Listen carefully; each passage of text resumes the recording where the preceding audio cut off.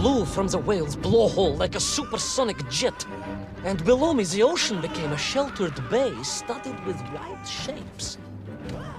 You will be amazed as my epic journey unfolds. For here, it was about to take a most unexpected turn. And it happened like this.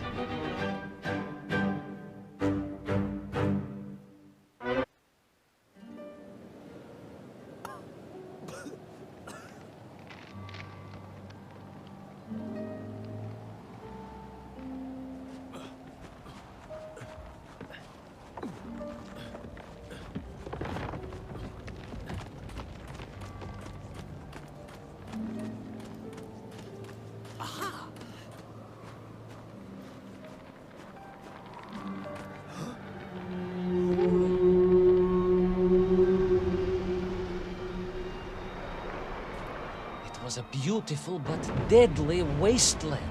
Freezing cold, brutally chilly, enough to kill a man in hours. Yet here you are. Indeed, General. An impoverished childhood playing in the streets of Omsk during those bitter winters had made me hardy. I thought you said you grew up in Altai. Ah, General, the life of a poor toy maker's family. We had to move from place to place just to find work.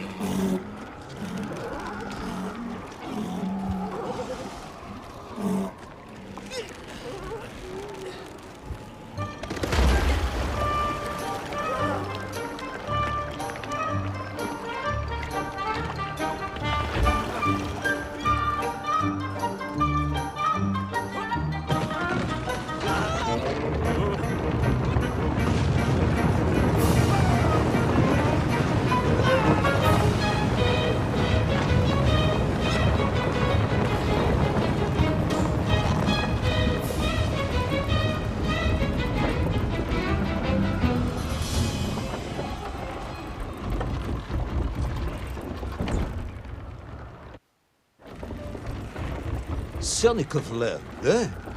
Of course, Sanikov himself reported nothing more than a bluish fog on the horizon. Your island may be nothing more than the product of overactive imaginations. General, consider this. Imagine taking a simple peasant, a pig shepherd, for example, and telling him one day humans would fly around the earth beyond the sky. He would say you were stark raving mad, Saldafon, a ridiculous Kazyol Baradati, a buffoon stuffed into a military uniform, a pridurak, a chuchela tuparile. This peasant of yours had better watch his mouth if he doesn't want to spend his holidays in Solovetsky. Perhaps you should return to your story.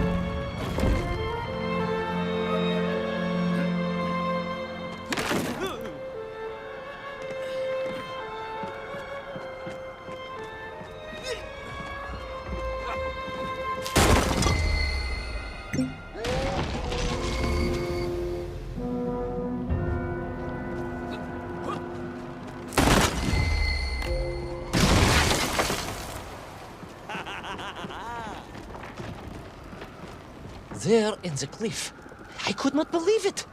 A hairy elephant, trapped and frozen in the ice. A mammoth? No, General, a hairy elephant. Who would think such a thing could be?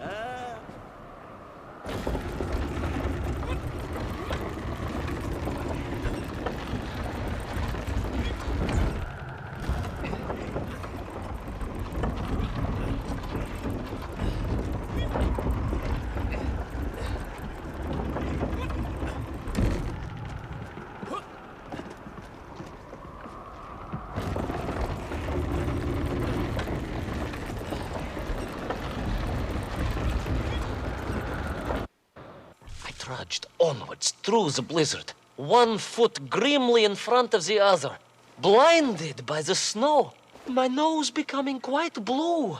My thoughts of home crushed under the weight of the plummeting temperature. I am bored, Ivan Ivanovich, and sick to my teeth of listening to this rubbish.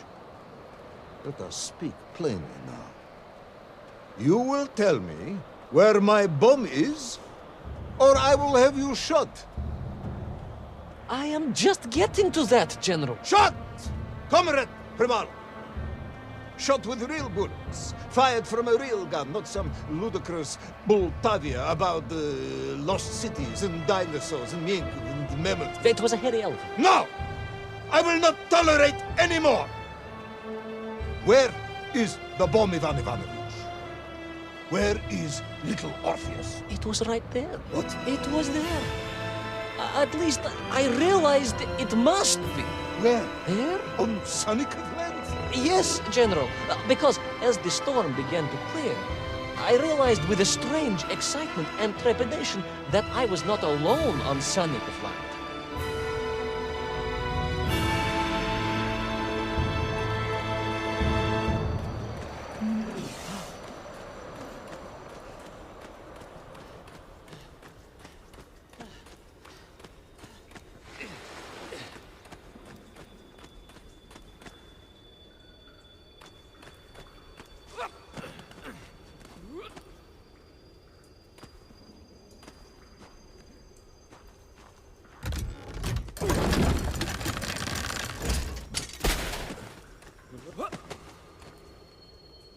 Wait. Go back. You say these lifeboats came from Zarya? A Russian ship? Zarya returned home, but not with all of her crew. And here were the missing lifeboats, trapped in the ice for all of these years. And it could only mean one thing. That you are continuing to hang lapsha on my ears.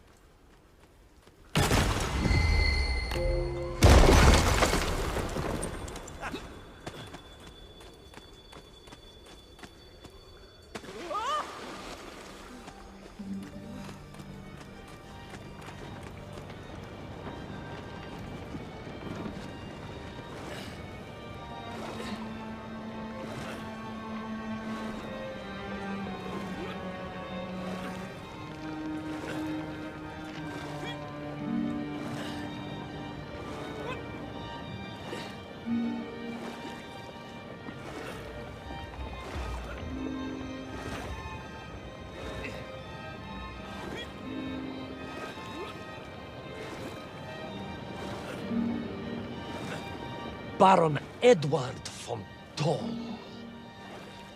Of course, I remember reading about his tragic expedition at school. We were taught he had died a hero's death out on the icy wastes, searching for Sanikov land.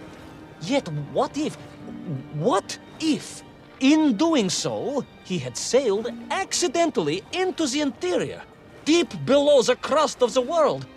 A fellow citizen of the surface. I had to try and find him.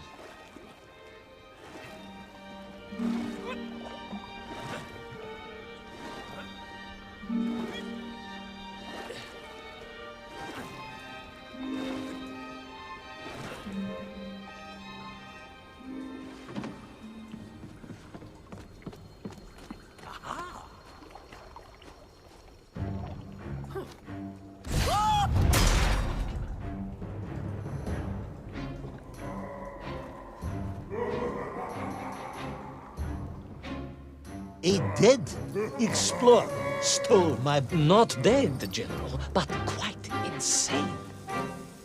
Perhaps it was the loss of the arm or the leg, or the long years in isolation. But Toll was clearly mad. You should have got along perfectly then. How I wish we had. But no, General. Whatever Toll's intention with little Orpheus was, I had no time to consider it. I was in mortal peril once more.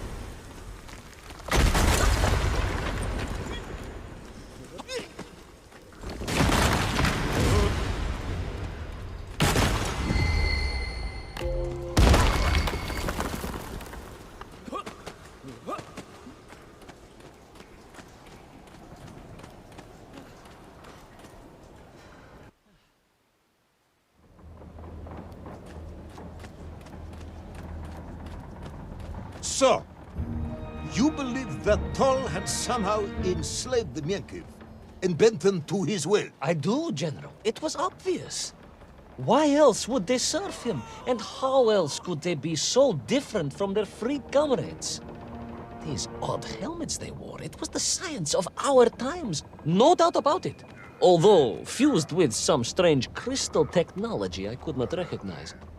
To be honest with you, it didn't seem appropriate to stop and ask them.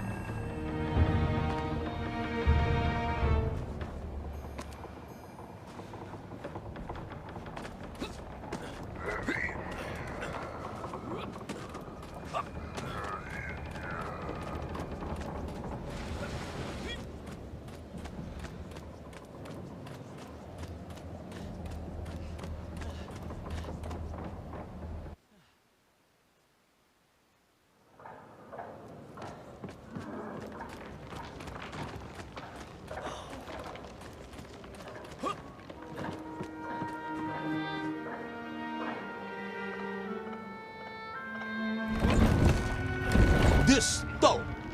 You say he was an explorer? Yes, General, he was. He vanished some 60 years ago. I remember the story well. And you say he stole little orphan? To get home, General. To get home. I think he must have thought he could use the atomic bomb to blast his way back to the surface.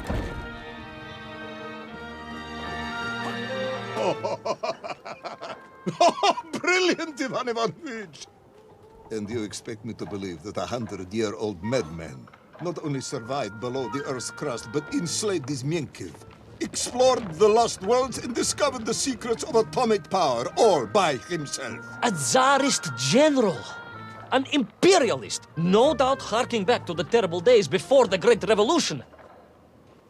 And Estonian! Estonian? Estonian, General! They are wily people.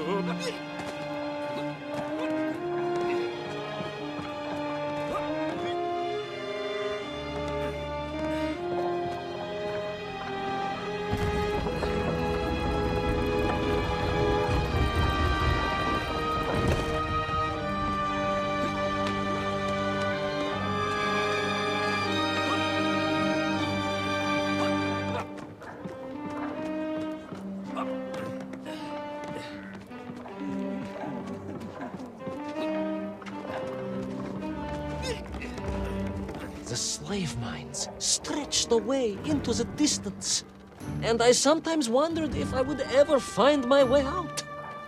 But I never gave up, General. Of course you didn't. You are a hero, Ivan Ivanovich. No, General, no, I am no hero. I am a simple toymaker's son from Tomsk. Omsk? General? Omsk. You said Tomsk. I said Omsk. You said Tomsk. General, I think I am well aware of the city of my birth. Perhaps all the moving around as a child confused you.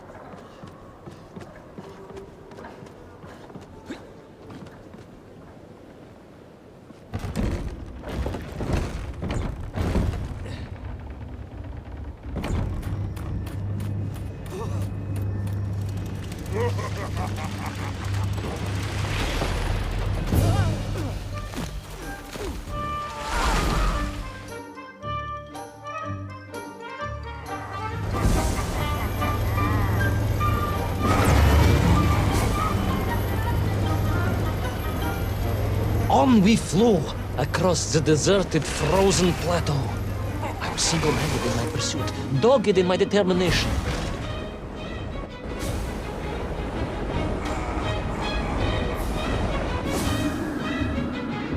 I would take back little Orpheus and prevent Toll from detonating the bomb. Ah, you are as humble as ever, Tavares.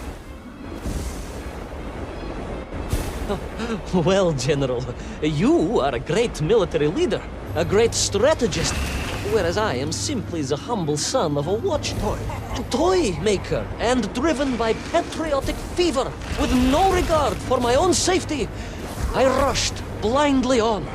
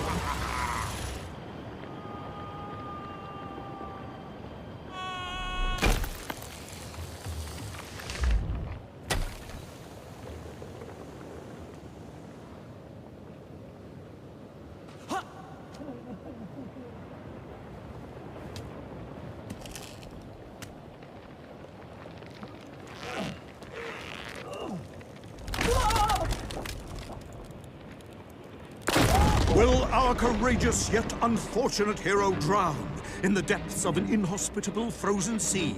Will he thaw out in time to prevent Toll from detonating the bomb? Will the general holiday in Omsk next year? Or Tomsk? Or perhaps both? What exactly is the difference between a mammoth and a hairy elephant? All of these questions and more should almost certainly be answered in the next exciting episode of Little Orpheus!